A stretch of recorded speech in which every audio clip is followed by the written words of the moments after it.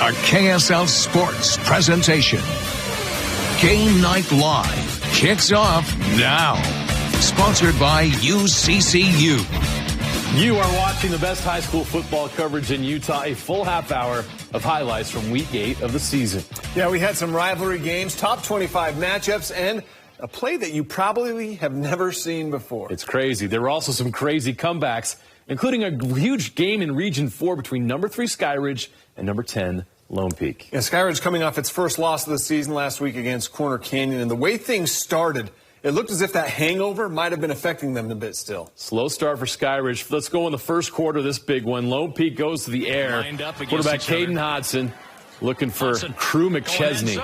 Continue to make big plays in that offense. 7-0 Lone Peak. Second quarter, Lone Peak up 10-3. Ian Sanchez lining up for a 54-yard field goal. Oh, he's got more than enough leg.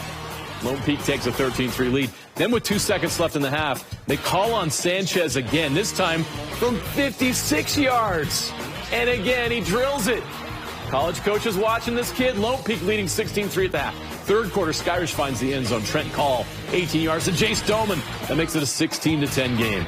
Then under a minute left in the third, Hodson's going to go to Cole Christensen for Lone Peak for a 27-yard touchdown. And the Knights leading 23-10 going into the fourth quarter. They start the fourth quarter by padding their lead. Hodson to Christensen again. This time a 39-yard score. It's 30-10 with about 11 minutes left to play. Is Skyridge dead? Oh, no. Something happened in those final 11 minutes that really turned the momentum around. I'd start with this. Smith Snowden, best cornerback in the state. He's also a great return man. Takes it from zone 4 and takes it left, and he's got too much speed for Lone Peak. 96 yards for the touchdown, makes it a 30-17 game. 3.5 minutes later, they give the ball to Tate Walker. He's going to make it a one-score game at 30-24. Now the Skyridge defense starts to show some promise.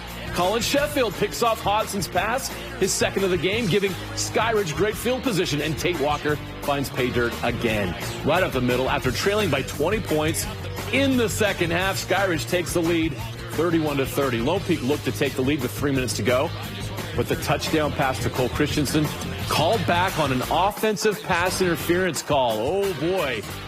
Skyridge would get the ball back and run out the clock, and the Falcons survive 31-30. Westlake was visiting Corner Canyon. In the first quarter here, Chargers clicking on both sides of the ball. Aiden McDonald, 26-yard pick six, made it 21-0 after the first quarter. In the second quarter, Isaac Wilson finds Quinn Hale back of the end zone. 2-yard touchdown. Still in the second, the Chargers get a couple big plays. First, Wilson finding Tate Care down the sideline. He breaks some tackles, going to go all the way. 70-yard house call there. Now, right before the half, they get more. Brady Brighton. He's going to take a punt return, and he'll also take it 70 yards for the score. Corner Canyon with 52 in the first half alone. It'll be all they needed in this game in the 52-14 win. We had a lot of special teams touchdowns this week. More coming. American Fork coming off a big win over Lone Peak, visiting Pleasant Grove. Quarterback Champion Edwards connects with Peyton Reese for an 18-yard touchdown. Then in the second quarter, the Cavemen add 6 more. Edwards to Hunter Clegg, the Stanford commit. That's all the scoring they would need. Defense does the rest. AF moves to 2-1 in Region 4 play. Park City and Brighton are taking the race for the Region 6 title all the way down to the wire. The Miners, a perfect 7-0 on the season, can give themselves a 2-game lead over Brighton in the standings, but a Brighton win would actually clinch the Region 6 title for the Bengals. The Miners had to play some early catch-up in this one, too. Down 7-0, Park City moving the ball downfield. It's Mason Grover punching it in from 5 yards to tie the game at 7. In the second quarter, they're going to give it to Grover again because when you're in close range, he can score. His second touchdown gives the Miners a 14-7 lead. Brighton's not rolling over. Case Gurr, his second touchdown run of the game, ties this game up at 14. Park City finishing the half strong, though. Mason Grover runs over 2 defenders at the line of scrimmage. Burst free, 79 yards. He'll be tripped up just 1 yard short of the end zone. He was out of breath, so Chase Byer caps it off with the touchdown. The Miners are up 21-14. Then under a minute to go in the half, Byer, perfect play fake, over the top to Joseph Eldridge, 55-yard touchdown. Park City led 33-17 at the half. Second half, Brighton got a late touchdown in the third quarter, and that gave them new life. Trailing 33-25 in the fourth when Jack Johnson throws a dime to Nash Matheson, 19-yard score. And the Bengals' two-point conversion here is good, and the game is suddenly tied up at 33, just like that. 4 minutes later, Johnson and Matheson do it again. An 11-yard touchdown for the lead.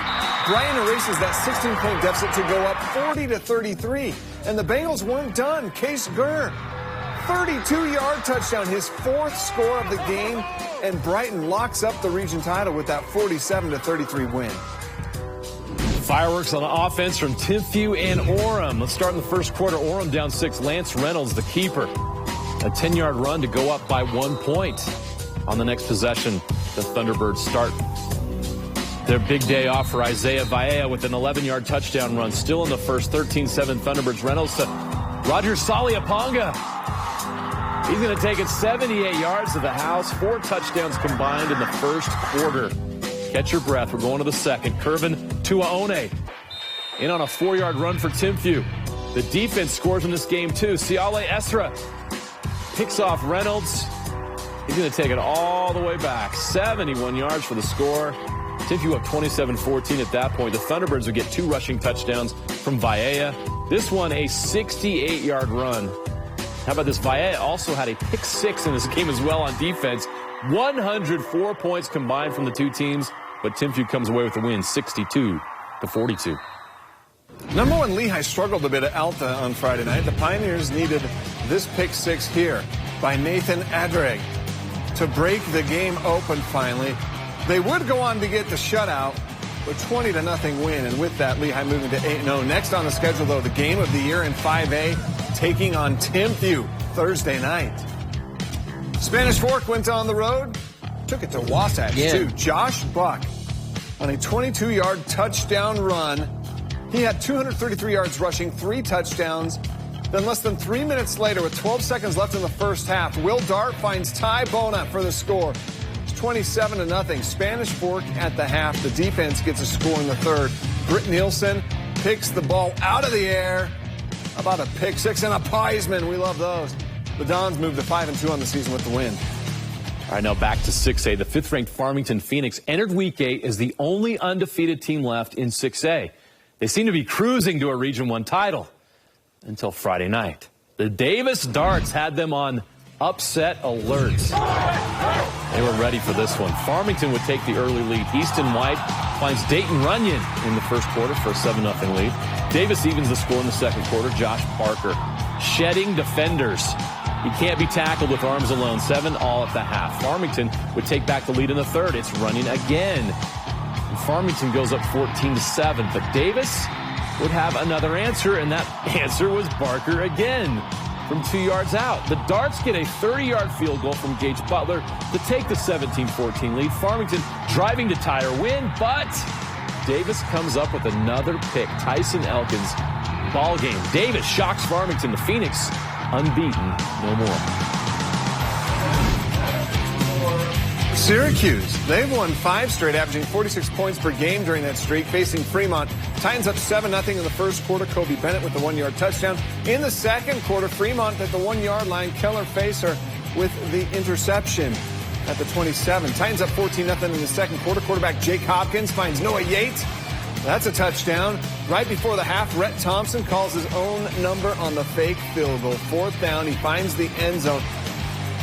Syracuse now all alone in first place in Region 1 with the win.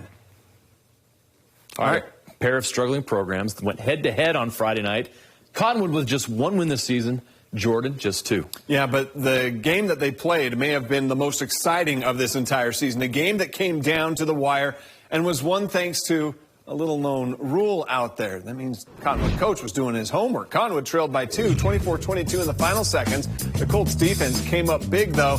The sack forcing Jordan to punt. So the Colts used the little-known fair catch free kick rule. That means a team calls for the fair catch. They can opt to kick an uncontested free kick for 3 points. Cottonwood pulled it off. Ryan Nielsen kicks the 45-yard free kick for the win, 25-24 over Jordan. Very rare play, and now you know the rule. That's pretty cool. All right, up next, the Game Night 5 and the highlight reel still on the way.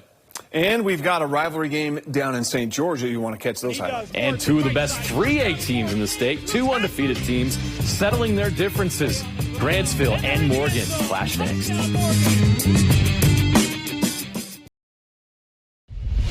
Snow Canyon football is mourning the passing of Sophie Hill. The young daughter of assistant coach Paul Hill passed away 1 week ago. She suffered from a rare and incurable childhood epilepsy syndrome. In honor of Sophie, there was purple everywhere at Snow Canyon Friday, including purple balloons at kickoff. A great moment. And then the Warriors went out and won the game for Sophie. And by win, I mean dominate. Early in the first quarter, Will Warner, he's blazing fast. An 82-yard punt return for a touchdown. And he was just getting started. 5 minutes later, he catches a 38-yard touchdown pass. And watch the move he puts on to get into the end zone. Whoop. Snow Canyon led 21-0 after one quarter, down 28-0. Dixie finally scores, and was also an explosive play. Jalen Schultz with a little tight end screen to Mason Kesterson, who turns this into an 83-yard touchdown. Gets a nice block from Seth Takau. But on the ensuing kickoff, it's Warner again. Are you kidding me? His third touchdown in the first half. An 89-yard kickoff return for a touchdown. He has the juice. Dixie again trying to rally. It's Kesterson again. This time on defense, snagging the ball out of midair and taking it to the house. A pick six.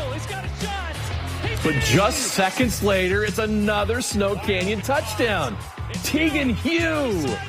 A huge play from Hunter Johnson on the wheel route. 80 yards for the score. Snow Canyon would add a seventh touchdown in the first half. Johnson to Brooks Esplin. And Snow Canyon holds Dixie to just 173 yards of total offense. The Warriors win one for Sophie on senior night. Pretty cool right there. Well, in Region 11, Skyview was taking on Mountain Crest. The story was the Skyview run game. Another big game for Brevin Egbert. And the Bobcats offensive line as well. He had 212 yards and 4 touchdowns, including that 50-yard touchdown just before the half.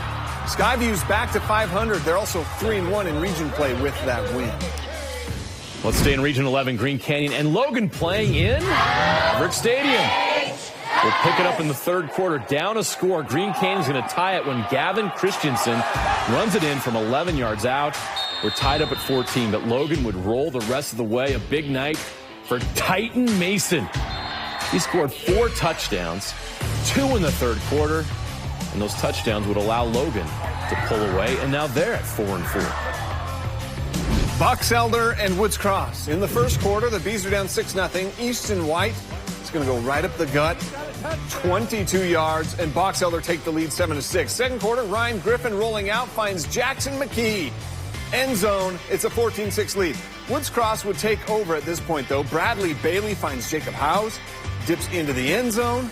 Then in the fourth quarter, Bailey down in the red zone, this time to Ryan Moss for the score. Wildcats score 4 straight touchdowns to put the game away against the Bees, 35-21.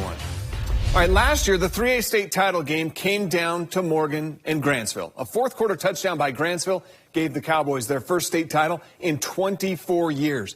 On Friday night, the rematch between those two schools. Both teams 7-0 on the season. The winner will take the lead in the 3A North region. Second quarter, Grantsville trailing 14-6, but on the move, Hunter Bell to Parker Williams for the big game. That helped set up Gabe Mortson's fourth touchdown. Cuts the lead 14-13. The third quarter was all Morgan. That was Gunnar Lish with the touchdown for the 21-13 lead. Then here, Nick Despain steps up, hits Gavin Turner for the 26-yard touchdown. Morgan scores 24 straight in the second half. They win it 38-20.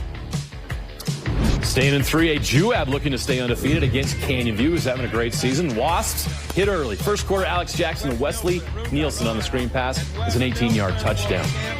Canyon View down 7. But Falcons' Asher Groff goes up and pulls in the pass over the defender to make it 35-14 in the third quarter. Trying to rally, but Juab would get even the lucky bounces. Chase Ingram off the fingertips of the Canyon View defender into the end zone for the touchdown. Juab remains unbeaten. What a play. You might see that a little later on in the Game Night 5. All right, West Jordan and Mountain Ridge in the second quarter here. Damian Crosby's going to go deep, dropping a perfect dime to Jerome Miles. The Jaguars take the 7-0 lead. Later in the second quarter, Mountain Ridge's Jackson Reeser, a tough run, goes for 12 yards. They couldn't take him down. Sentinels get 3 second-half field goals, and they hold off the Jaguars. They hold them scoreless the rest of the way to get that win.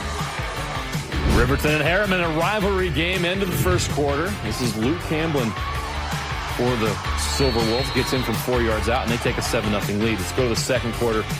Easton Hicks, what a season he's having. So many explosive plays. He's got another one here.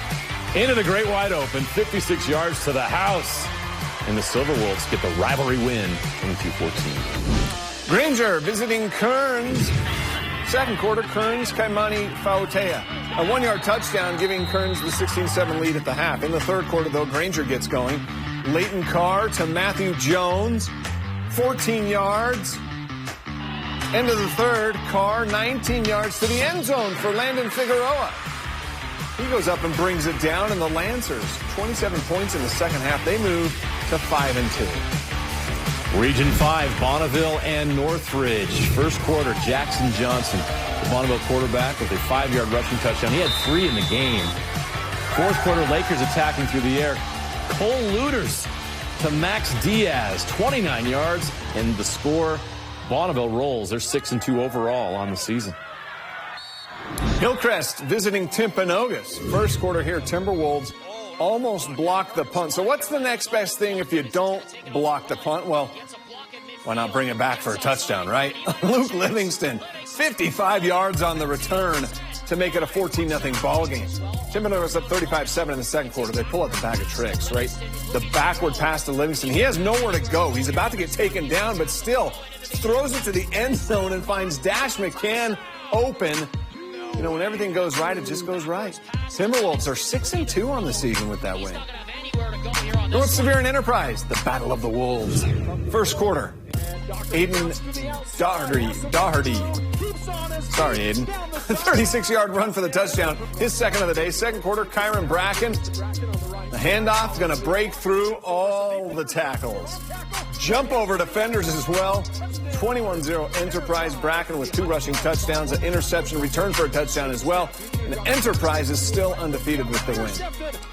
And Springville continues to roll. 702 yards of total offense and 74 points on Maple Mountain. Ryder Burton to Luke Nadald. A 91-yard touchdown. Burton 375 yards passing, 3 touchdowns. And Springville moves to 7-1. East facing Skyline on Thursday night and scoring lots of points in the process. First quarter, Amini Amone with his second touchdown run of the game gave East a 14-0 lead. Now they also scored on special teams. How about a blocked punt? Scooped up by John Amoni, and he returns it for 6. East leading 42-3 at the half. In the third quarter, the defense's turn to score. Chase Barker gets a pick 6, a 56-yard return. And how about it? East rolls 63-24.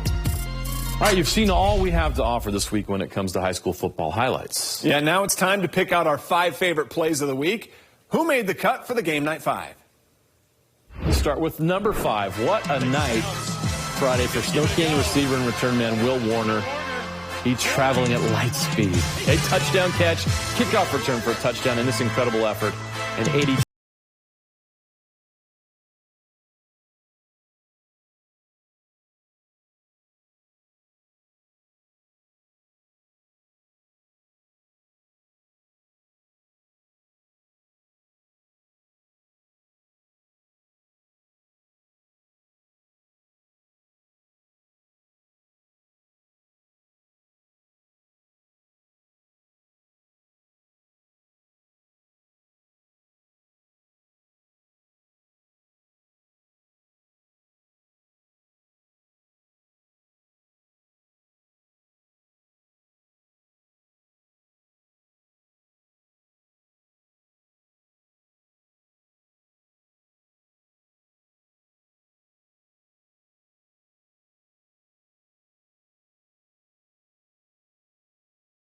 Backwards pass, but Hillcrest, as you just saw recently, ready for it.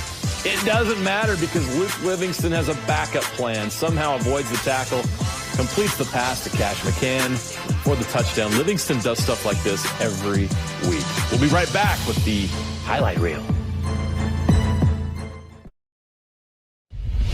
Once again, we saved the best part of the show for last. Yes, this is the Week 8 Game Night Live highlight reel.